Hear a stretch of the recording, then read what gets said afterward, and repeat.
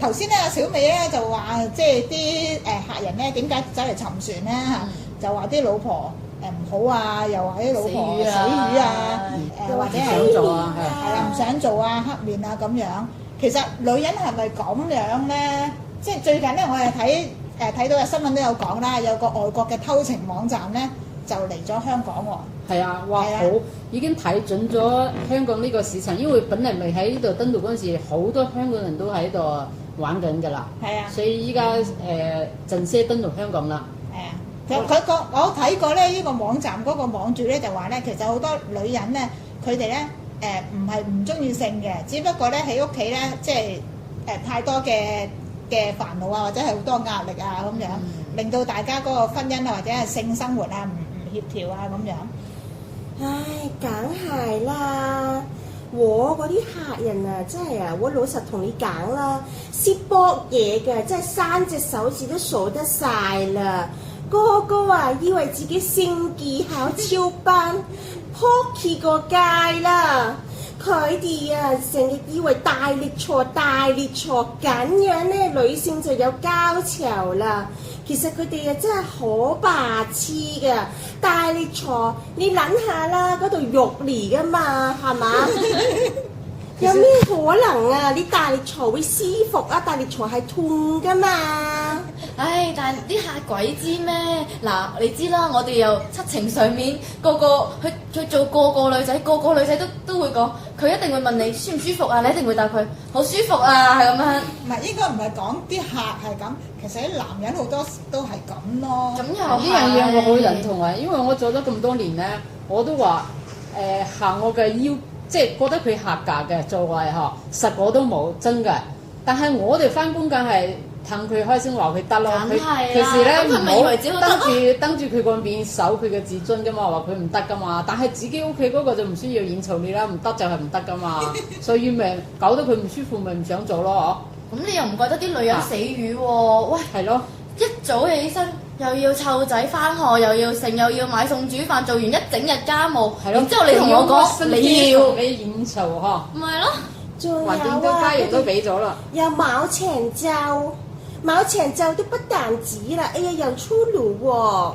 哎呀，俾我都唔會想同呢啲男人做啦。我啊都係為錢先至同佢哋做啊，仲爭佢哋好勁好犀利啊！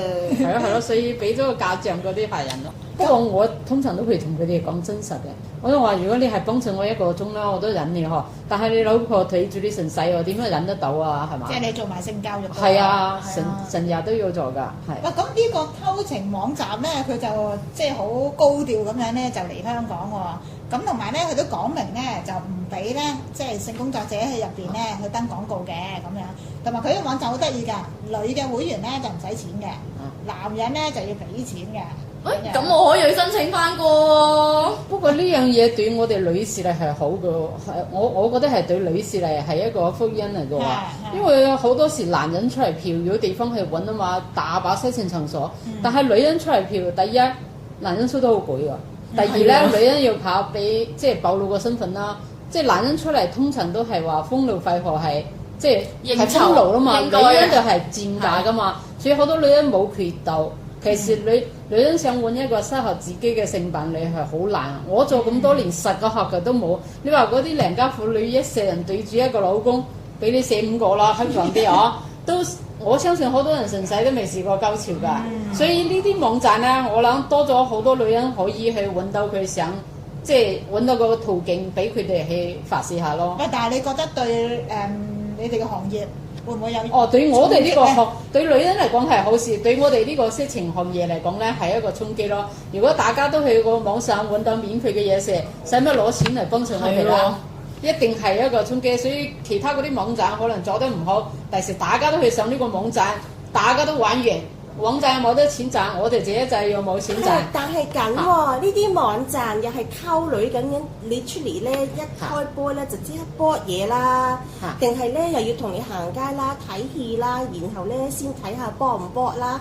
究竟係點㗎？不過多數通常都係喺免費揾免費餐㗎啦。我試過咧，一出嚟見面嗰啲人都話：我哋係唔講錢㗎，我哋都係玩下啫。不過我做呢一行梗係唔使啦，大佬，我喺度做名正言順收錢㗎嘛。咁樣，但係對於有啲女人嚟講，佢唔係需要錢，佢要好好收入。佢老公又唔得，男朋友又唔得，呢個係一個好嘅地方喎。哎呀，唔知嗰啲地方啊，平均年齡嗰啲男士係幾多歲咧？我打細都要嘅，即係咩年紀都要嘅。不過咁喎，我又覺得，如果普遍啲男人都係唔識做嘅，以為自己好識，咁嗰啲女人嚟到，嗰啲男人又係咁樣對佢，咁都唔騷佢㗎啦。佢哋男人本質冇改變。所以我就話女人想揾到一個適合嘅性伴侶係好難嘅咯。第二佢個 size 係天生嘅，唔似我哋女人個波可以隆大啲，嗰條嘢唔可以搞大啲㗎嘛。唔係㗎，有啲客人咧，佢線技巧啊好好㗎，佢碌嘢好細啊，但係呢都搞得好舒服㗎。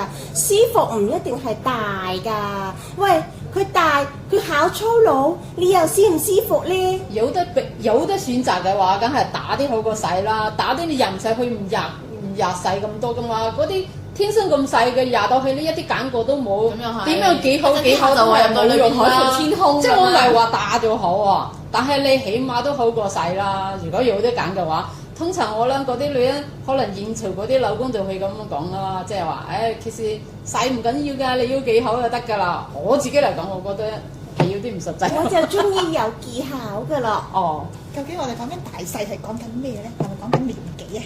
梗係講緊嗰條嘢啦。年紀啊都係啦。年紀一定係啦。係啦。一定後生啲係好啲嘅。嗰啲老嘢啊，哎呀搏都冇力搏啦，梗係後生仔好犀利啦。後生嘅即刻出現，即刻可以仔嚟一次，嗰啲老嘅梗係唔得啦。冇話老嘅，其實超過40歲以上嗰啲人好多都唔係好得㗎啦。哎呀，都唔係㗎，我有啲客人啊，廿歲咋，20歲咋，次條嘢都唔硬㗎。我啊問佢點解啦，你幫襯我10次啦，10次條嘢都唔硬㗎。佢話係啊，我長期唔夠瞓啊，我一日瞓4個鐘頭咋，碌嘢點會硬？不過呢啲係個別情況啦，即係我哋講通常係正常嚟講咧，係咯，不過呢個唔係個別情況喎。你講後生啊，我意思係話咧，其實普遍香港人咧係唔夠瞓㗎。不過係呢個研究一早講有壓力都唔硬㗎嘛。同埋香港人嘅壓力指數咧係比全世界係好高㗎。即係呢個我都相信，最衰就係住嗰啲地方咯。係啦，住又大壓力咯喎，工作又大壓力咯喎。一日瞓4個鐘，其實香港好多人係咁。行路都有快過人嘅香港人。係啊，你喺羅湖海關嗰度睇到啲行得快嗰啲，就知道係香港人。係啊，所以直接影響嗰個性能力㗎嘛呢個。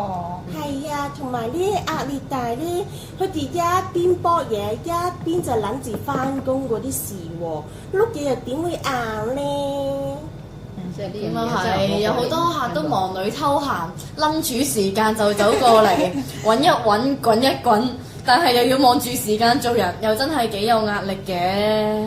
香港咧就生活艱難咧。